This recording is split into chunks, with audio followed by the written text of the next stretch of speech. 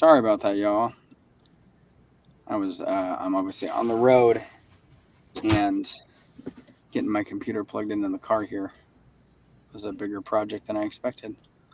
Let me go ahead and make sure we're good on Instagram real fast. There we go. It's working there.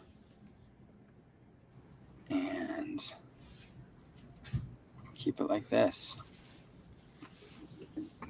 All right, Rachel, how you doing today? Vertigo is getting the better of me.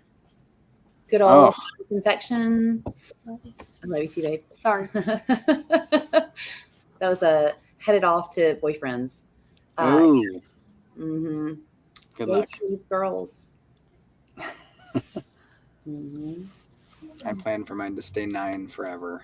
I'm praying for you. We want that to happen. Yeah. In the blink of an eye, that's for sure. All right, we can jump right into stuff here in just a moment. It doesn't look like we have anybody on just yet on Facebook, but on Instagram we do. If you have any questions, go ahead and drop them in the comments wherever you're watching. We'll keep an eye on them across the various platforms. It's live right now on Facebook, on Instagram, and on YouTube. If you comment on Facebook or YouTube, we see them faster because we see them on like the streaming platform we're using. If you comment on Instagram, we'll see it as well. We just may not get to it quite as quick. Yeah, I'm watching the Instagram. Okay, cool. That helps. And then, Chris, did you send those redacted PDFs? To your phone, yeah. Okay, perfect. I'm going to get those ready to go here in just a second. What we're going to be going over today, a couple different things. Rachel sent in some stuff from the tugboat side. So if you're not familiar, if you're watching this, whether you're rewatching it later or watching it live right now, we're all affiliated in one way or another with tugboat.claims. And so tugboat.claims is an online claim support tool and home insurance support tool. And primarily the work that we're doing right now is supporting people through wildfire claims. So that's total losses, smoke damage, fire debris, partial fires. And we're still supporting people nationwide through other types of claims as well. And we have one comment so far. It says, "God damn it." Okay. Oh yeah, we're with you. Right there with you. So if you're interested in more about what Tugboat does, you can look at our website, tugboat.claims. You can think of it a little bit like LegalZoom or TurboTax for someone's claims. We provide resources that help you to advocate for yourself throughout the claims process. And then Chris and Danielle work with Waypoint Adjusting, which is an affiliate, a subsidiary of Tugboat that's a public adjusting firm. And so the work that they're doing is actually representing homeowners during the claims process. They're talking to the adjusters, they're negotiating on their behalf, preparing estimates, really a lot more hands-on work. And so the expertise and information that we bring is from across those various types of support that we offer. We're getting like spam comments on YouTube. I didn't know that was a thing. Chicken Jockey seems weird, but I think Asia's just excited about the popcorn situation. Yeah. Hi. My popcorn exploded, she said. But they're all from YouTube. Does she have a claim from her popcorn exploding? If it's enough popcorn, you might need a professional company to clean it up. California Fair Plans might even cover it. They might actually. It'd be a challenge, but it's worth it. All right, so we're gonna jump into today. Okay. Going over. So last week, what we talked about, there was this article that came out in the San Francisco Chronicle, and we spent pretty much the whole hour talking about this article that investigated how insurance policies are underwritten, how they are valuing people's properties, and therefore determining how much insurance people should have, because across these wildfires that have happened in California and across the country over the last 10 years, it's been made really clear that people are on average underinsured, and by a good amount many times. And then after a wildfire, that type of issue is devastating for people. They either can't rebuild, they have to rebuild something smaller of less value. And so this article that we read from the San Francisco Chronicle really dove into how that's happening, why it's happening, how insurance companies know that it's happening, and have essentially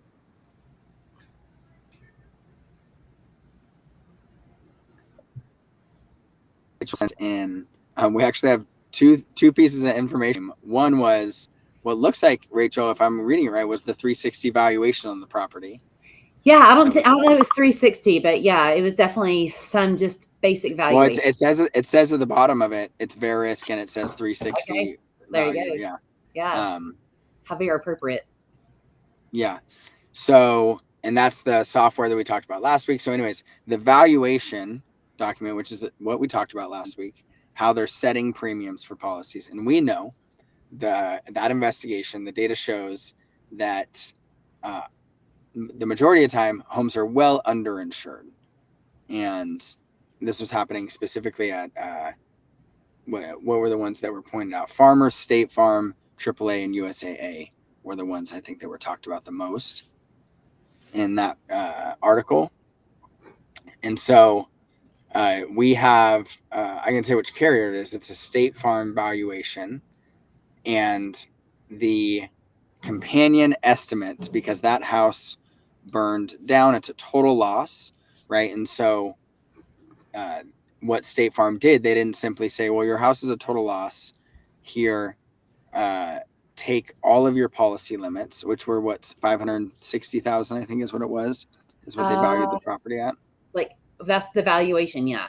But that wasn't their policy limit, but yeah. Yeah. So then they went and wrote their own estimate for what they thought it should actually cost to rebuild, and it was far less than that, essentially. And then you had a fun quote that you pulled out of that State Farm letter. So, yeah. Rachel, give us some of the context. This person is a Tugboat user. Tugboat user, yes. And so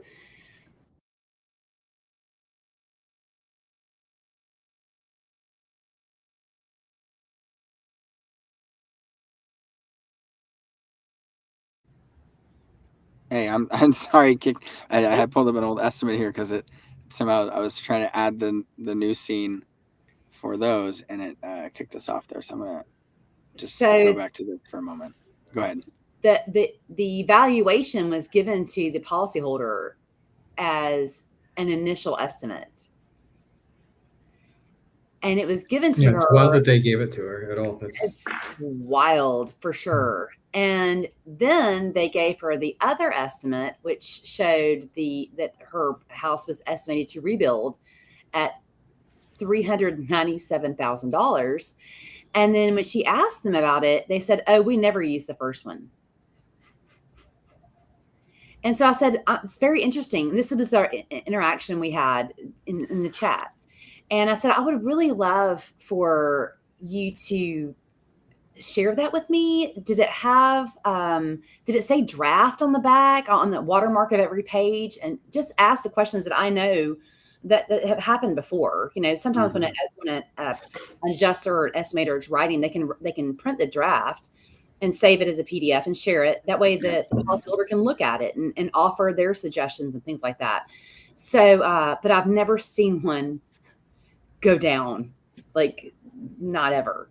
So I was very, very interested to see, and that came across today, and we're actually going to work with her to point out some items that we know are deficient. And I'm going to start with the valuation. Let's just look at those things they thought were so valuable to put on there that didn't quite make it, didn't translate to more money, because that is pretty interesting. I love that.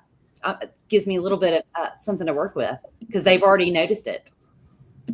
So let's start by that. I'm going to pull up the valuation document first. And I just want to double check that we've redacted everything we need to off of this. Chris, thank you for preparing that. And then we'll go ahead and pull that up on here. Yeah, it looks good. So what we're going to look at first is the valuation. And so, Rachel, take a second and explain, as we were talking about last week, what is this valuation document again? What did we learn a little bit about last week about So how they're coming up with this? there's like 18 questions, right? 18 questions. There's 20. questions. There's 20, and 18 of them are pre-filled. Yeah. And they're pre-filled probably by, I mean, who knows? But so you got general information, or is everybody able to see So this? let's back up just a tiny bit more. 18 questions from like who is asking, or what are these questions for? Just explain These this questions are valuation. That's at what point it's not happening during a claim. Essentially, it's happening before then. Right. So typically this is done in underwriting, and these questions would be given asked by the agent to the policyholder so they could build the valuation. Exactly. And so, and every one of these things creates it's associated with the value that it adds to the property. Mm-hmm. So you've got, I can't see. All right. So you've got most prevalent number of stories, 1.5. That matters because you're going to have floor joists and, combined ceiling joists there. So that adds a value. The square footage naturally adds a value. The year built. I don't know if they consider building codes from back then. I don't know how that works, but it's just something to notice. Home grade or home quality grade above average. That's going to be a multiplier somewhere. Site access average. I'm not really sure how that would change the value, but okay. And so these are all things that essentially the software is guessing that this is what it would cost to do this work on your house. Say it disappeared from something like a wildfire. This is how much their software is guessing, if you have these things present, that it would cost to rebuild your house. Right. Sorry, I wasn't clear on that. Yeah. And then you got foundation questions. I'm not really sure how the corners, except for maybe it costs more to. How many corners it has lets you know the shape that the house is. Okay. But I guess my point is, like, how does that equate to more money? I don't know. I thought one interesting note on here was the number it had for debris removal was incredibly low, if I'm remembering correctly. In the valuation doc, let me go to the next page here. I think it was on the second page. Oh my gosh, yes, $8,499.45. 8,000. That's the debris removal that it says that it would cost if your house was to burn down, which is crazy because the average, what's it called? Army Corps bill we've heard is around $150,000, and they leave behind an additional $50,000 to $75,000 in work. So. Yeah, which is wild. Like just looking at it from the context of what we know that this document is, that debris removal number at 8,000. The only time you would ever see an $8,000 debris removal number is in this document, and then they would still later. It's just a way that they are able to bring the valuation down in just this document, without having, because they're not going to give you only $8,000 of debris removal on your actual coverage. They move the numbers around. Anyways, does that make sense? Yeah. Like the fact that Emily, the debris. Yeah, that makes sense. Emily is asking, what about all the home hardening requirements for new builds? Does their system take into consideration? And I believe, they would say that it does, Emily, and where it would be, I think, would be in the second page. They'll have. Gosh, we can't see it with the way the screen is right now, so let me make it a little smaller. If they have a code upgrade section, I don't think they do. No, they don't. They don't have code upgrade as part of this. I guess a code upgrade is just an additional coverage. So where that would be addressed then, Emily, is when the policy is underwritten. They're saying as it is, it should cost this much to rebuild. And then they'll add in an additional, what would typically be 10% up to 25% for what's called code upgrade coverage. And they're saying if there's additional codes, they'll likely be within this. And that's where you're asking about home hardening requirements for new builds. That's things like Title 24 energy efficient requirements in California as well. Those are all part of code upgrade, which is I don't know if I've seen a policy in California that doesn't include code upgrade coverage. I think it's illegal now not to have them. Yeah. I agree. But also, so that's a conversation that's had with the agent. Mhm. You tell them the year you were home, and if the last time there were significant upgrades, like some people have had to replumb their whole house or Yep. rewire their whole house. So in that case, the rewiring wouldn't be necessarily an upgrade; it would be a like for like replacement. So you wouldn't need those funds for the upgrade for that part. So it's an option. Yeah. Do or opt out of for some policies. So one question I have, Rachel, do you know how accurate the answers are in this? Like how accurate the information is in this valuation document to what this home actually looks like? I didn't ask. I didn't. Okay. I was I should have asked. No, that's okay. The point is, one of the things that we learned last week from the article that came out is, and I had talked about this, and I'll probably go into it more in a future episode. When my house was underwritten, so I have farmers, I called them, said, hey, I want an insurance policy for this new house that I'm buying. And the agent asked me maybe half a dozen questions in an email, answered those. They sent software that allowed me to do it. Was a self-inspection over my phone, only taking photos of the outside of my house. And took a lot of photos of the outside of my house and the other structures and things like that. I have a shed or an office. And anyways, when I got the policy back that they wrote for me, it was inaccurate in more ways than it was accurate. Like it was most of the time because the policy will say your house is this many square feet. You have this type of roof. You have this type of siding. You have this type of slab. It'll lay out like this valuation does in some sense, right? Wood framing. It'll say things like slab on grade. And so it had all those important notes, almost all of them incorrect about my house, even though I had sent in photos. So it said I was built on a slab, even though I took photos of the crawl space. It said that I had wood siding, even though I have stucco. It said that I had a tile roof, even though I have a shingle roof. And I sent in photos of all these. And so my point is, even when the agent has all of the information, they clearly aren't using it a lot of the time and are just putting in pre-filled automatic information much of the time. And so for this one, we don't know if it is a gable roof, right? We don't know. It could be very wrong about that. Let's see. Hood appliances, one hood, which is stainless steel. Like most of these are likely just a guess. And we have learned that when the system is guessing, it's usually undershooting. So anyways, this is essentially that valuation document. We don't know if this one was made in underwriting or if it was made by the adjuster before the inspection was done. But they're like, hey, we're going to make a really rough guess of how much it should cost to rebuild your home. And the context we're adding is that really rough guess historically is really underestimated.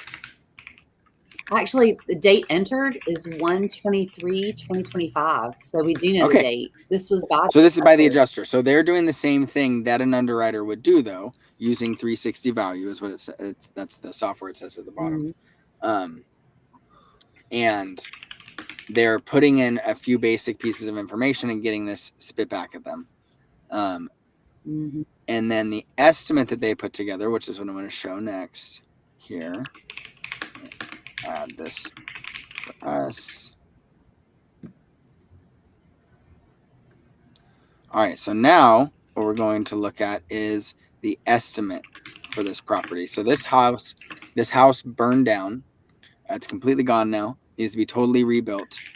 And so we should see how an estimate stacks up against that valuation document by looking at this.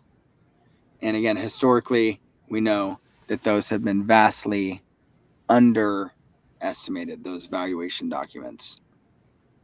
Where did you find that quote that you sent, Rachel? No, I you said that. I thought that was great. Yeah, like when your evaluation for exceeds your actual estimate. Yeah.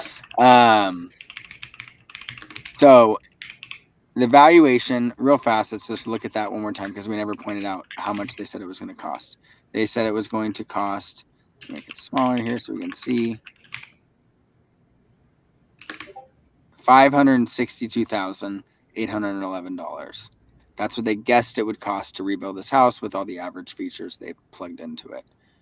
And when we get to the actual estimate, the number is $397,342. So $160,000 short right there. That's on coverage A. They have some other structures or trees and shrubs, it looks like here.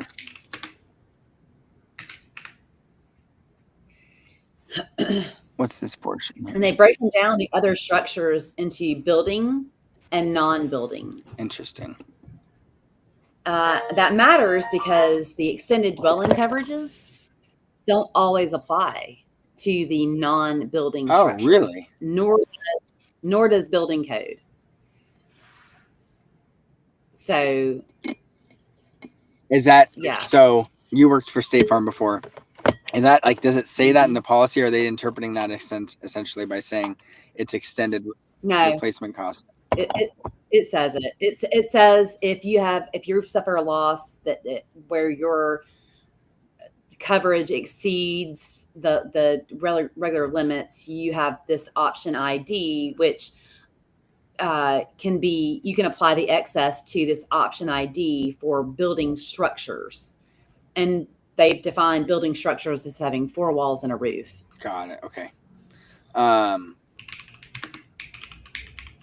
So what happened here is the adjuster put together a line item estimate for the house for rebuilding it. This is just breaking down a bunch of the various numbers from inside of it. But ultimately, and I'm going to scroll through it real fast on mine so I can look at this. Because the expectation would be, looking at this based on the article we read last week and our experience, is that this should way overshoot what their valuation document said about them. Oh, you know what's funny? Their valuation document said that, that's the garage roof, slab foundation. I was going to make a joke about the gable roof because the garage has a hip roof, it looks like, but it's separate. Go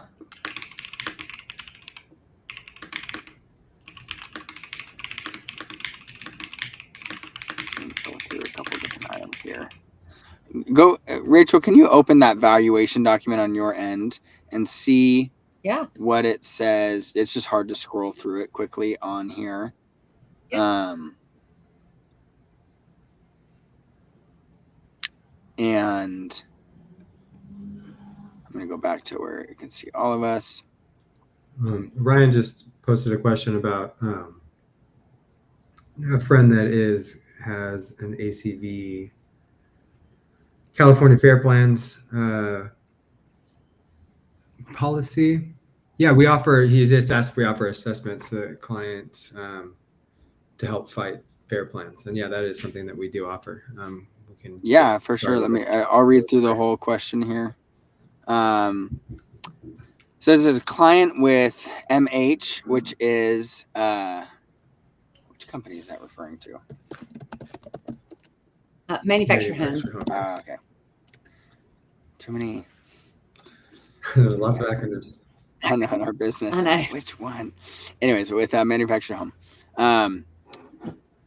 and has fair plan, so it's ACV. Do you offer assessments to clients so they can get an assessment of their home to help fight fair plan in the event of a claim? Fair plan doesn't offer replacement costs on manufactured homes, so a lot of clients are going to be left holding the bill at the time of loss. The answer is yes, Ryan. Yeah, we'll certainly be able to help someone get a valuation put together on a home. Tugboat doesn't itself operate like as an estimating software. We don't estimate for people, but we can easily help someone get a detailed estimate. And then what we're able to help do is to review that make sure it's thorough for them before they submit it to their insurance company, and help make sure they have all the documentation they should have when they submit it to their insurance company. And the important thing, Ryan, is, so I'm just going to, I'll outline some numbers. Say you have a manufactured home and your insurance company, Fair Plan in this instance, has said that the replacement cost value of that home is $100,000, right? And the ACV value of that home is $80,000, right? And so say the home burns down and Fair Plan decides that, yes, it's going to cost, that was the coverage limits I was talking about before. Say that, yes, it's going to cost $100,000 in replacement cost. Here's 80 because we only pay ACV on it. It's just typically not that simple. And we've learned, and especially with Fair Plan, like many of these other insurance companies we're talking about, they underinsure properties really often. So rather, in that scenario I just said, though they only wrote for $100,000 of coverage on there, it may very well be justifiable that the replacement cost on that home is actually $150,000. And therefore, they are still owed the full value of their policy, which was $100,000 in this scenario. And the other thing that we will help people do, and we can all say this as adjusters. I know Chris and I have talked about this a lot in the past. But the way that ACV is determined is very arbitrary and very negotiable. So ACV is the depreciated value, and it's based on the age and condition of the items that they're depreciating. And so if the adjuster goes through a house and writes all the carpet as being, 15 years old and in poor condition, without asking the homeowner, that's going to depreciate it. I mean, the lifespan, I think it says, of a carpet in Xactimate is 10, 15 years, something like that. It's just not that long. So you're going to get that carpet depreciated by like 80%.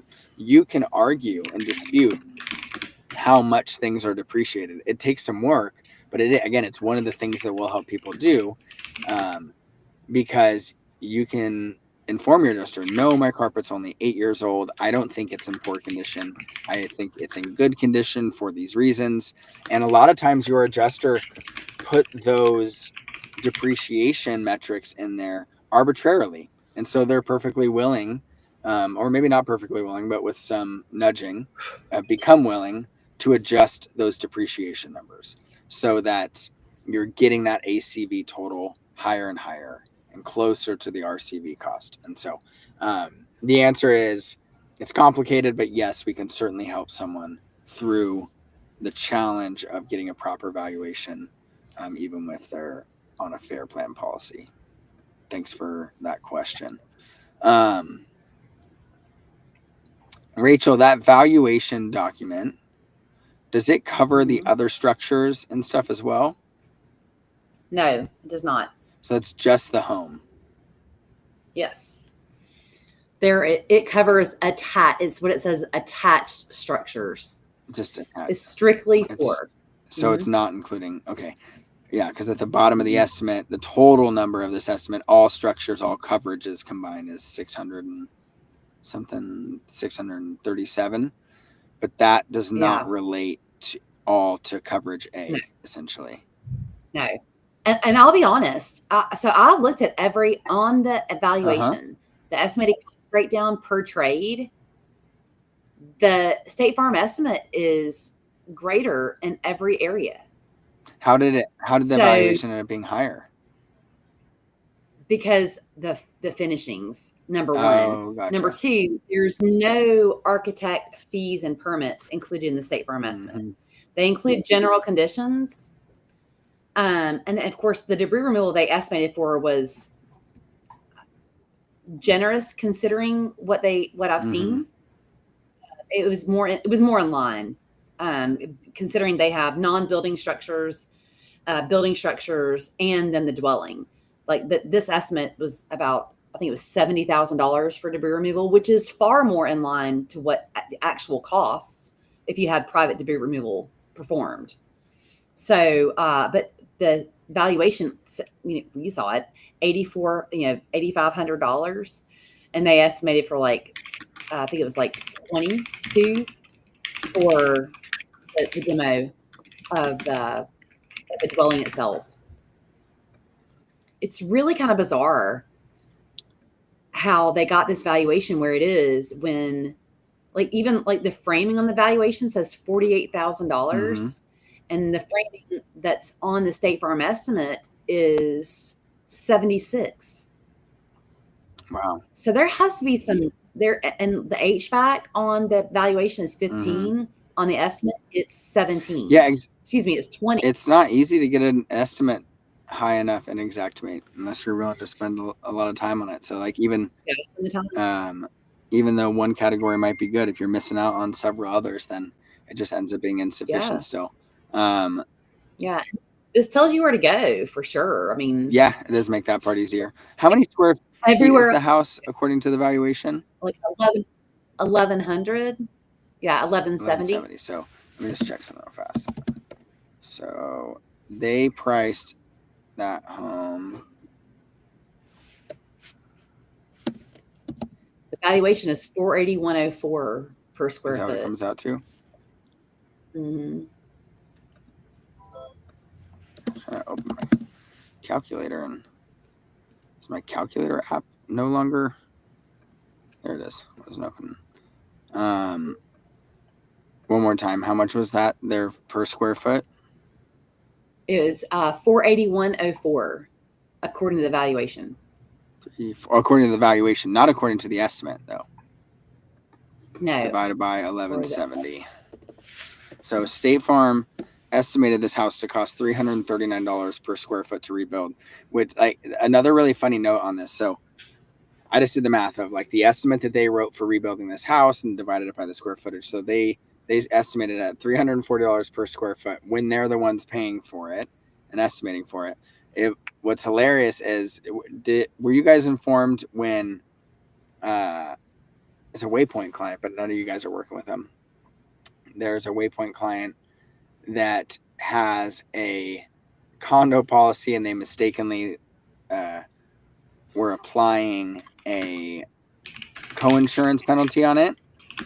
And they the whole building? They valued what it would cost to rebuild this building and therefore how much you should have to insure it. And the adjuster just threw out like, it's clearly going to cost at least $450 a square foot to rebuild this. And it's like, whoa.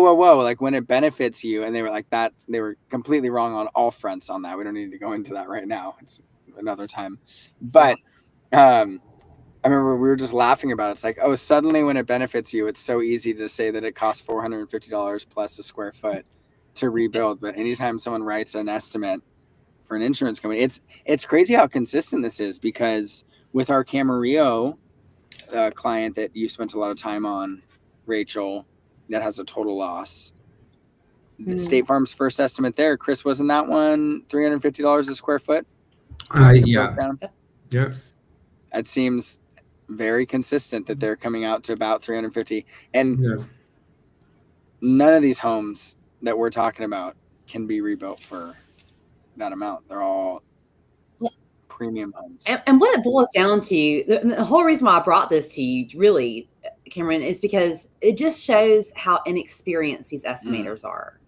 Like if the software can tell you the valuation that's more in line with the policy limit, and when you write an estimate, you can't get even to the valuation that's below the problem. That's a huge problem. I mean, they do great with applying their estimating standards that I know that I know they're there because I've used them. We've all used them. But if you can't write the estimate, then these people are in trouble. Yeah, because the other thing is the mindset that it puts somebody into when all of this matters a lot. Like, we're all people. When we worked for insurance companies, we are all people with the same tendencies and attitudes and things like that. And so the mindset that this adjuster likely is in, once they've written this estimate and they wrote for more framing than the valuation and more whatever else the other work is that they did, they probably feel like, hey, I kind of went above and beyond trying to get the numbers as high as we could. And clearly I'm higher in the valuation and these and the other important factors. Therefore, I don't know, they're just in a mindset likely where they're already being generous, right? And that's not a good place. It's not, it's a hard place to battle back from once your adjuster feels like they've been really generous to you, because for some reason, many adjusters feel like the money that they're paying, that they have some emotional tie to it. Don't know why. Yeah. But it's just the case. And so I'll give another example of where this comes up, but once your adjuster like this one may be feels like they're being generous to you.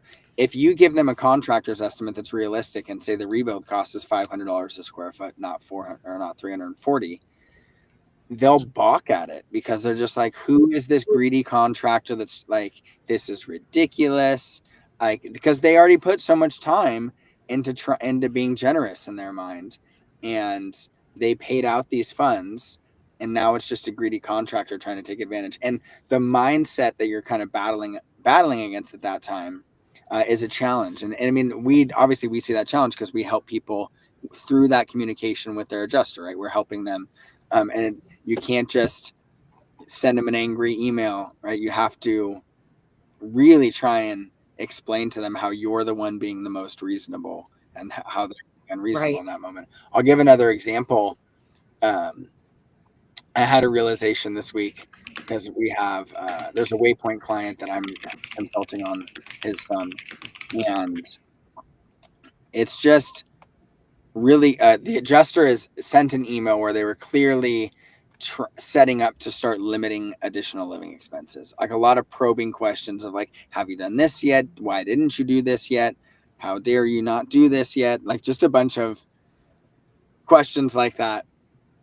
And the context there is like the adjuster agreed that a bunch of stuff does need to get done and that it's covered, has yet to pay for it, but then is asking like, why haven't you signed a contract with a contractor to do this work yet? And it's just like, oh, I haven't been paid for that work yet, so I can't sign a contract with a contractor. Anyways, but it's clear that the adjuster is setting up to start trying to limit how much more ALE he wants to pay out because they're staying in an Airbnb. And I realized I'm like, adjusters think, and I think I used to think like this too sometimes as an adjuster. Yeah. They think that when someone is out of their house and staying in an Airbnb, they're on vacation, right? And that is the mindset that the adjuster is in when you're asking them for another couple of months in that Airbnb.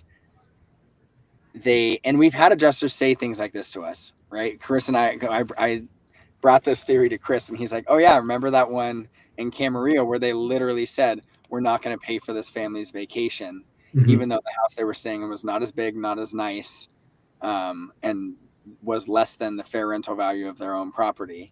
Yeah, because it was near the ocean. He was just like, we're not paying for them to have an oceanfront vacation. Like, it wasn't oceanfront. Missouri. Yeah. But the truth is, and we know this because we have these clients, right? It's, it is fun to stay at an Airbnb on vacation when you're on vacation for a week or 2 weeks or 3 weeks, maybe tops. But like, even at the end of a vacation, you're like, I just want to be home, right? Like I want my bed. I want my space. I want to be able to relax and not feel like I'm in someone else's house. And so these families that are in an Airbnb for 3-4 months and asking for an additional month because the work isn't done yet at their house, it's not because wanting to continue their vacation they've had to stay at for the last few months. And I realized I'm like, I want to figure out a way to help adjusters empathize with that more and help them understand like this is not a vacation. Like, yes, you have them in an Airbnb. And I think we all associate that because we go to Airbnbs when we go on vacation, right? We stay at hotels when we go on vacation. But it's like, oh, we need to like eliminate that from what you're thinking. Staying in this place, eating out really often gets really old really fast, and it's not fun. Yeah. Well, and a lot of people don't have much of a choice other than to stay in an Airbnb because it's hard to find month-to-month rentals. especially when everyone in the area is looking for one and Exactly. the entire area is devastated. So Yeah. like most of them don't have any other option but to go to an Airbnb. And if they have kids, it should be really easy to get to that empathy You'd point. hope so. Because when your kids are like in school and having to travel and they're not around their friends, come on, man. How does that sound like a Yep. vacation? That sounds like Yeah. torture for the parents, even more than the kids. Vacation's Because really fun with kids. Like a fake vacation, non-vacation at an Airbnb is not fun at all. no. Um, And then having to run to the grocery store to get those staples that you have yeah, of course. to replenish. Yeah, Like, oh my all gosh. the extra stuff. I mean, That's even this is a not little bit of a side point, but in line with it too. We'll send eating out receipts to adjusters still when people are staying in an Airbnb, and adjusters will get upset. Like, whoa. Like, we're paying for somewhere that has a kitchen. Why would we pay additional eating out expenses? It's like, well, they're not in their house still. It is not nearly as easy to get together and like to cook a meal for every meal as it was when they're at home. They don't have all the same stuff that was in their kitchen. They don't have so yes, they're not going to eat out as much as if they were in a hotel, but they're certainly going to eat out more than if they were just staying at home, where it's easy and just simple to cook. Emily had another question. I can't imagine, or she just had a comment. I can't imagine the estimating process that people in Maui have experienced with labor and material shortages affecting the rebuild process. Yeah, I think even more so there, a lot of properties were underinsured, and that was really clear from the get-go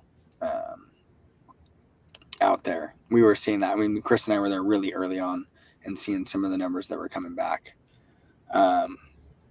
And yeah, and I remember I haven't worked on a Maui one in quite some time, but there was a pretty big lack of empathy from adjusters from what went on out there, and the ones that we saw. So anyways, all of that is a note that it's important to remember your adjuster is a flawed person with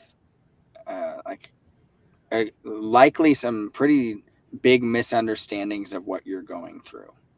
And sometimes it's your job as the homeowner to help them to have some empathy, as frustrating as that might be. If you can get them to understand that you actually don't want to stay in your home or don't want to stay in this house for this reason, that you actually are doing all the things. Because a lot of times, once someone has made a request like that to an adjuster, and the adjuster has made some short comment back, like, we're not paying for your vacation anymore during a phone call. Claims are so personal and emotional for people, like that'll set somebody off really quickly, and understandably so. People take claims really personally, and it's very understandable that they do. They're just like, I can't believe that someone would say this to me during such a devastating time. How could they? And so their response is to get really angry, to yell at them on the phone, to send the next angry email. Strategically, the best response a lot of times is to step back and be like, hey, I clearly need to help my adjuster have some empathy. So what can I do to help them understand this a little bit better and get to where we need to? Yeah. Same thing we have to do as a lot of times if you say, as the policyholder, how can I help you get this done for me? It will be so jarring for them to hear, maybe, that somebody wants to help them. That might snap them back into like the real person that they are, and not work under these horrible conditions that some of them might be working under, because that's probably true too. It could be flawed business. A version of that question is, what information that I could give you would help you be able to approve this? And you're right, they take it like it's weird for them to hear that sometimes. And it'll either expose that too, they don't have, like, they just are being hardlined about it and don't want to say yes, or there might be something that they don't feel like getting and they didn't know how to ask you for, right? Yeah. Emily, that's great. Good You're job, a pro. Emily. You're a pro. What Yeah. information can we give you as a go-to phrase with our district? You're hired. Emily, I'm curious. For you, drop a comment because I'm not as plugged into your tugboat support. But how is your claim going? What is going well with your claim, and what are some of the biggest struggles that you're having over the last couple of weeks? I'd be interested in an update with yours. Emily is our, as we point out every week, our 100% attendance office hours participant that we're always so grateful to have and getting her questions. Let me. One thing while we wait, I want to mention something. I think it's going to be a huge problem in the future. Make sure if you've had the Army Corps of Engineers coordinate your debris removal, make sure you take really, really, really great photos of after they're done. Not necessarily before, but after they're done. And I want you to go to each elevation, like do the front, do the side, do the back, do the other side, and do the corners. Take really good photos, especially noting things that remain. So from my understanding is what they're leaving behind are all the other structures, right? They're leaving behind retaining walls and pools and driveways. Well, they're going to collect money from the insurance companies. They're going to collect all of your debris removal money. Coverage A. Yeah. Mm-hmm.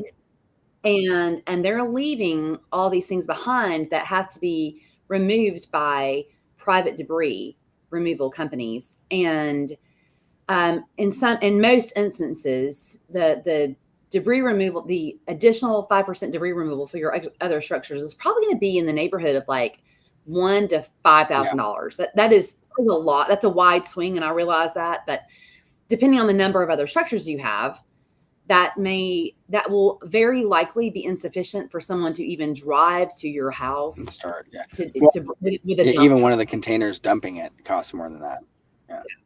Yeah. So be very careful because you want to. And another part of that remains is that if only is what's left.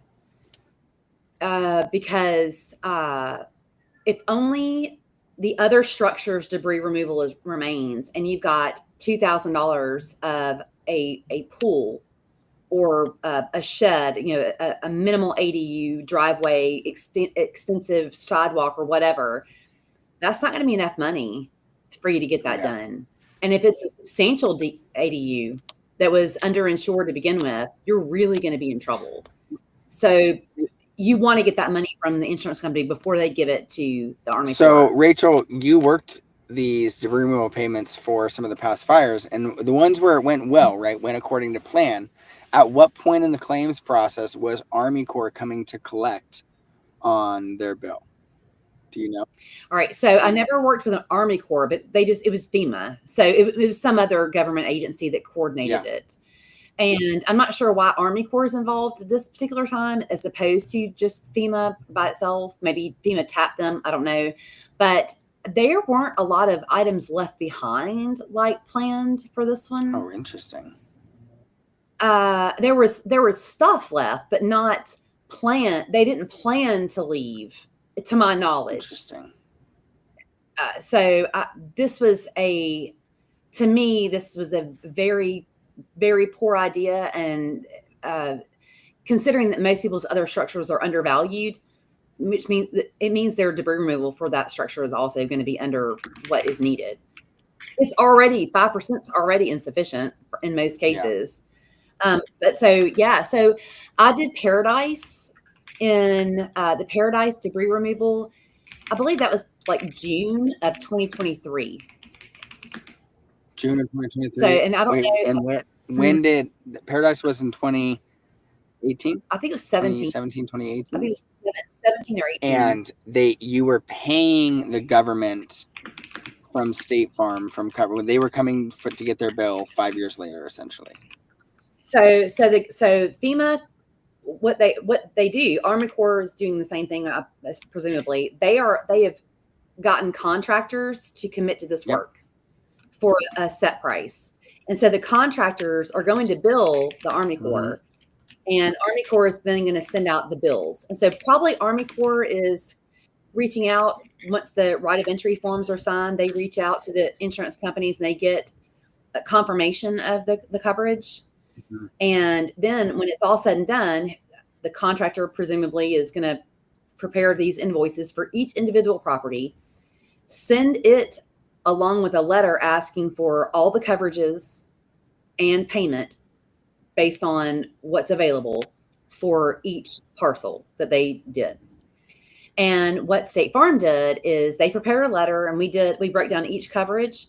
We had to look what was available, like what the policy offered, whether it had reached the limits or not, like the extended limits. We did everything available, assuming they would exceed all the limits.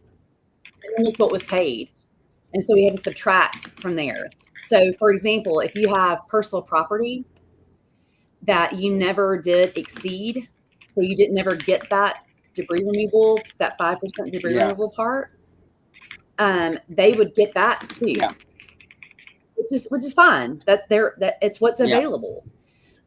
There are times when you have been paid that amount though for some coverages, and like maybe before the right of entry kicked in, before you were able to provide it to them, and so they paid it, and so part of that gets a bill to the policyholder, and then it gets So this really, is, really I guess, wonky. we talked a little bit about this a couple weeks ago. If I'm going to give you a scenario, Rachel, because you said the Paradise fires were the most tricky ones, essentially, where bills kind of bills ended up falling on policyholders sometimes after that one. Yeah, because the right of entry forms weren't received well enough in time, I guess. And for these fires, because all anyone cares about, I mean, Danielle was texting me about this yesterday with a user. Like all anyone cares about is like, hey, I keep being told that if I do Army Corps, I'm not going to have to pay anything regardless, right? And people have been told explicitly that they will get to use their debris removal coverage first, and then anything left over is what Army Corps gets, right? Mm-hmm. So in most scenarios right now, what should happen, say that person has $50,000 in debris removal in coverage A, and $5,000 in debris removal in coverage B for other structures. Mm-hmm. An Army Corps goes in there and takes out the slab, right? Like they're doing in Palisades and in Eaton, and leaves all the other structures and everything else. They also take out all the contents. The Army Corps does that. So they do that. Now we know that work that Army Corps just did, they're going to bill somewhere in the range of $150,000 for it, right? Well above that person's debris removal limit. At least that's what we've heard. Mm-hmm. Now, your private contractor that you're going to hire, maybe it's the one that's going to rebuild as well. Maybe it's just a debris removal contractor, comes in and has to get that site ready for permits. And so you still need to remove all the other structures, which is the sidewalks or like leading up to your house, the driveway, mm-hmm. the patio slab, if you have one, the pool, walls, all those different things. Okay. So that work gets done. And the private contractor says, I just did $50,000 of debris removal work. Now, no one's been paid yet, right? Army Corps came in and did their work. According to what people have been told, they're not going to bill for it anytime soon, right? And so private contractor comes in, does $50,000 worth of work. 40 of it is on coverage A, right? 3 of it is on coverage B, other structures, or maybe most of it's on other structures at that point, I guess, right? Mm-hmm. So most of it's on other structures. So they're gonna bill $50,000, and they're gonna get that $5,000 in other structures debris removal coverage, and then the rest of it's gonna get billed against their other structures coverage, right? Yeah. And then, I mean, what? I mean, the deal is though, there's only $5,000 in coverage for the other structures. It's an additional limit. It's not a sub limit. Right, but let's just say they've already been paid for. Let's just say the estimate to rebuild the other structure has already been estimated and paid. Guess what? It's so they had the done. Homeowner, you're saying, in that instance has the money and is going to have to pay the private contractor out of that. Yeah, it's coming out of your rebuild cost. Yeah, for sure. Yeah. Okay, it's already 4 o'clock. Goodness, I want to read Emily's comments because we asked her about her claim, and then we'll close up here after we provide some feedback. I asked her how it was going. She said it's on a pause because the carpet glue tested positive for asbestos. Test results came back, but haven't heard from the remediation company. So we're playing phone tag for next steps. We've had major communication challenges with the remediation company, including cleaning before we were ready. Rachel has been great with the languages that we can use with both of them and the adjuster. Is this a carrier vendor, Rachel? This is me. Yeah, No. but who's the remediation company. Who? I don't remember. I just know. Do you know if it was a program vendor or a carrier vendor? I don't remember. Like I really don't. God, I'm sorry. Yeah. I don't. What think Emily's so. experiencing there is what a lot of people are, and the challenges that come with your claim are not limited to challenges with your adjuster. We can all speak to. They go far beyond that. It's with any vendor, even good ones that you work with aren't perfect. And Paul Davis, okay. Were they assigned by your insurance company, Emily? And knowing how to communicate with them best, what best practices are, how to be strategic about it is also really helpful. I would say, I don't know what percentage of the work that Tugboat does, but somewhere above 10%, maybe up to 25% of the communication that we're helping give people some guidance on is with vendors and contractors rather than with their adjuster and their insurance company. So it's a large portion. You chose your own vendor. So yeah, that can be especially frustrating, I know, Emily, because you choose your own with the expectation of like, hey, this one's going to be great. They're definitely working for me. But there's no guarantees in working with anybody. And so you continuing to be your own best advocate, to keep really good records, to try and keep them accountable for the work that they're doing and what they're saying they're going to do is important. So I'm sure Rachel will continue to give you some amazing support there, and we'll get another update next week. Chris, anything you want to add before we finish? No. Danielle, still living a farm. I did, but we're running out of time, so I'll maybe next week. Okay, yeah, take a note. We'll go over it next week. There's always just about plenty the of stuff to go over. Fire in Santa Cruz. It was about what?